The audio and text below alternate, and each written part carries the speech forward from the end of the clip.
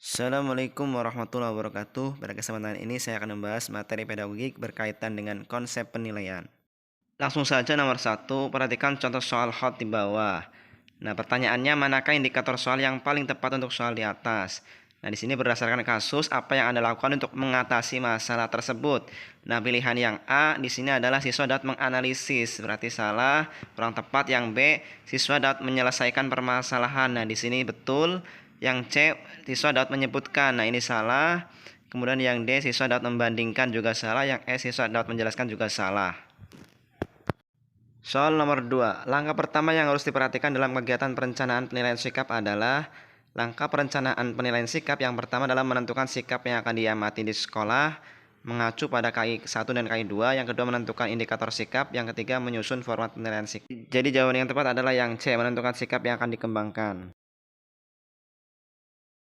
Soal nomor 3. Bu Ani bermaksud mengembangkan kemampuan berpikir kreatif melalui curah gagasan dengan kantong ide. Setiap siswa membawa kantong ide berisi satu benda, kemudian kantong ide ditukar dengan temannya. Tugas siswa adalah memberikan kata sebanyak mungkin terkait benda yang ada di kantong ide tersebut.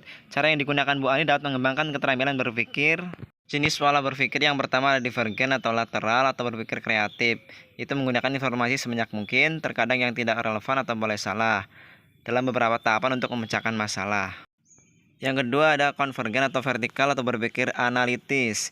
Tipe berpikir tradisional dengan generatif yang bersifat logis dan matematis dengan mengumpulkan dan menggunakan hanya informasi yang relevan.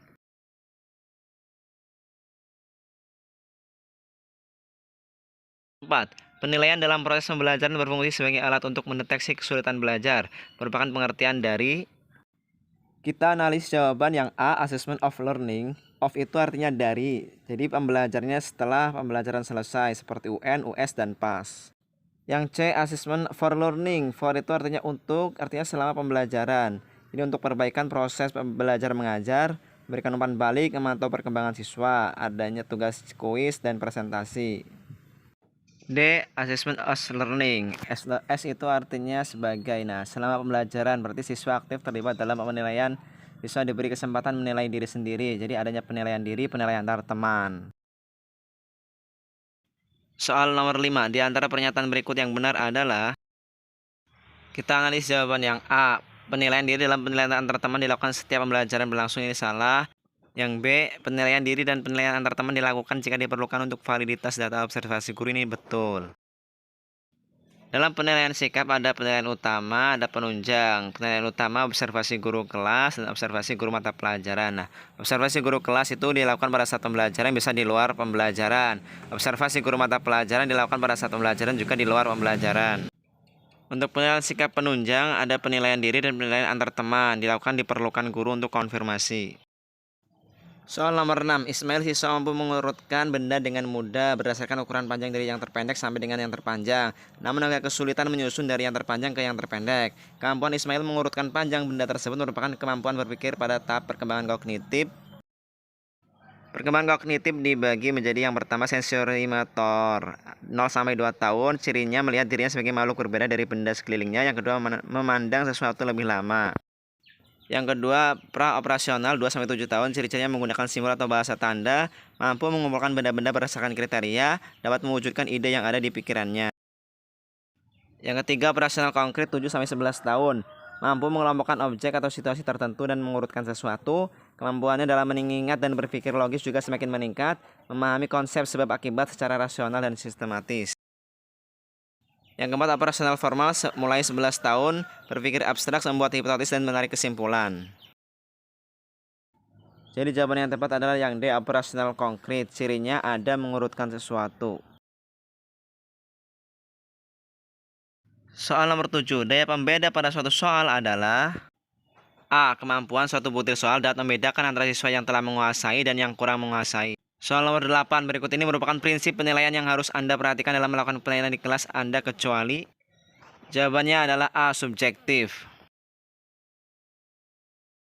Soal nomor 9. Definisi penilaian adalah menurut Permendikbud nomor 23 tahun 2016, penilaian adalah proses pengumpulan dan pengolahan informasi untuk mengukur pencapaian hasil belajar peserta didik. Jadi jawaban yang tepat adalah yang D. Soal nomor 10. Berikut pernyataan yang benar terkait dengan tingkat kesulitan sebuah soal adalah Indeks kesukaran dirumuskan sebagai banyaknya siswa yang menjawab soal dengan benar dibagi dengan jumlah seluruh siswa peserta. Indeks kesukaran menurut Nana Sujana dibagi 3. Yang pertama 0 sampai 0,3 sukar, 0,31 sampai 0,7 sedang, 0,71 sampai 1 mudah. Jadi jawaban yang tepat adalah yang B. Semakin besar nilai indeks kesulitan tersebut, maka soal semakin mudah. Sebaliknya, semakin kecil nilai indeks tersebut, maka soal semakin sulit. Soal nomor 11. Berikut yang bukan termasuk kegiatan perencanaan pada prosedur penilaian pengetahuan adalah langkah-langkah perencanaan penilaian. Yang pertama, menentukan tujuan penilaian. Yang kedua, menentukan bentuk penilaian. Ada ulangan, tugas, pengamatan. Yang ketiga, memilih teknik penilaian atau tertulis dan lisan dan penugasan. Yang keempat, menyusun kisi-kisi. Yang kelima, menyusun soal. Dan yang keenam, menyusun pedoman penskoran. Langkah-langkah menyusun kisi-kisi. Yang pertama, membuat daftar kompetensi dasar. Kemudian yang kedua, menentukan materi. Yang ketiga, menentukan indikator. Yang keempat, menentukan bentuk dan jumlah butir soal. Jadi yang tidak termasuk kegiatan perencanaan pada prosedur penilaian pengetahuan adalah menyusun bank soal. Jawabannya D. Soal nomor 12. Komponen kisi-kisi soal adalah komponen kisi-kisi soal meliputi identitas, meliputi nama pelajaran, nama satuan pendidikan. Kemudian ada dalam tabel itu ada kompetensi dasar, materi, indikator soal, level kognitif, dan bentuk soal serta nomor soal. Jadi jawaban yang tepat adalah yang C. Soal nomor 13. Penilaian yang dilakukan dengan memberikan tugas berupa suatu investigasi sejak dari perencanaan, pengumpulan data, pengorganisasian, pengolahan dan penyajian data selama periode waktu tertentu disebut penilaian. Pilihan A, penilaian praktik, yaitu melakukan aktivitas keterampilan, mendemonstrasikan, membaca puisi, bermain alat musik, menari, dan menyanyi. Penilaian proyek, mempraktekkan pengetahuan melalui proyek dalam waktu tertentu yang dinilai dari perencanaan sampai pelaporan. Bagian C, mengaplikasikan pengetahuan ke dalam wujud produk, membuat puisi, membuat naskah drama, membuat laporan. Yang D, penilaian portofolio, yaitu kumpulan karya atau dokumen peserta didik yang tersusun secara sistematis dan terorganisasi. Jadi jawaban yang tepat adalah yang B, penilaian proyek. Soal 14. Reliabilitas soal adalah pilihan yang A, kemampuan suatu butir soal dapat membedakan antara siswa yang telah menguasai dan yang kurang menguasai disebut daya beda. Yang B, tingkat keajikan atau konsistensi suatu tes, yakni sejauh mana suatu tes dapat dipercaya untuk menghasilkan skor yang konsisten walaupun dilakukan berulang-ulang disebutnya reliabilitas. Yang C, kemampuan untuk mengecoh siswa yang kurang cakap memilih alternatif jawaban disebut efektivitas distraktor. Yang D, bilangan yang menunjukkan sukar dan mudahnya suatu soal disebut indeks kesukaran. Yang E, suatu ukuran yang menunjukkan tingkat kesohihan suatu instrumen disebut validitas. Soal nomor 15. Perhatikan beberapa teknik penilaian di bawah ini. Apabila seorang guru akan melakukan penilaian kompetensi sikap, maka teknik penilaian yang dapat dipilih oleh guru adalah kita analis jawaban, observasi sikap, proyek keterampilan, penilaian diri sikap, tes lisan pengetahuan, penilaian antar teman sikap, praktik keterampilan. Jadi jawaban yang tepat adalah 1, 3, dan 5. Jadi jawabannya adalah yang C. Itu saja yang bisa disampaikan. Terima kasih. Assalamualaikum warahmatullahi wabarakatuh.